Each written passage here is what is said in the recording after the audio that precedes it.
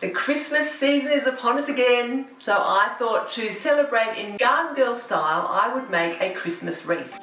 So this morning I have wandered around the garden and our local area and found some bits and pieces. First thing we need is a wreath form, obviously, can't live without that. Now I found this at the local school fete, but you can get these at any craft shop. We also need secateurs, we need florist wire, and our bits and pieces to add. I have found some eucalyptus silver drop, which I found on the nature trip, which is great. I found some gum nuts from the same tree, so I think they'll be quite pretty to add. I've got another leaf here, this is another native, and I don't know the name of it, someone will have to tell me please. I've got my favourite Dusty Miller from the garden to add a little hint of yellow to the wreath, and some leaves.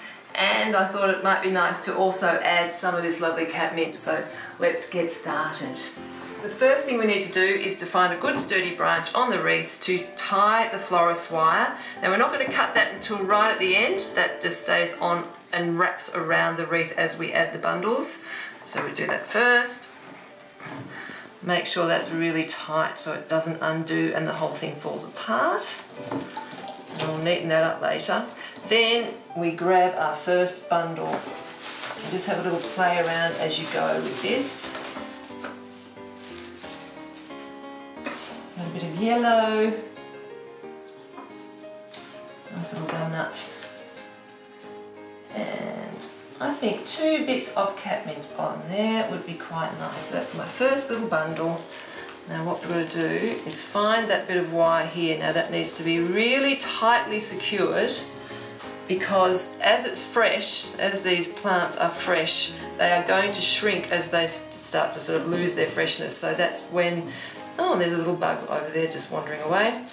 That's when, if this is not tight, it will all fall apart as well. So we really need to tie that around very tightly, about 3 times. Just hold that there, and then we get another bundle and we just go on from there. Now also it's a good idea to actually have one bundle facing out slightly, and the next bundle which you're going to tuck underneath, you will face in as we go, you know, in, out, and not to make them too big, because if they're too big then it's going to get so full and you won't even have a hole in the middle, so make sure you keep them quite small. So I'm just going to get going with that now.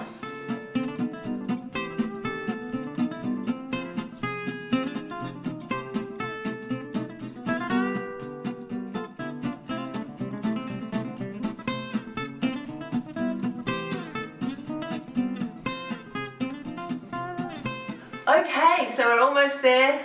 I'm actually quite happy with the colours, I think they look fantastic. There are a few little areas that I need to fill because I can see little bits of wire, so that's easy, just pop, you know, your little bits into those spots. We need to find a nail and a ribbon and stick it on the door, which will be the best bit.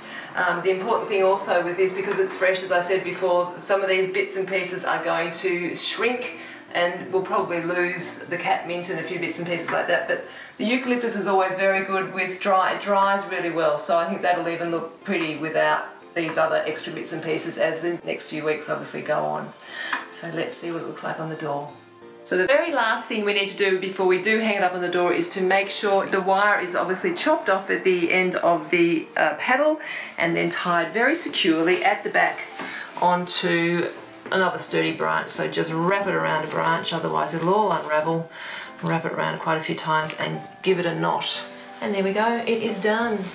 That's my first attempt at a Christmas wreath. Hope you like it.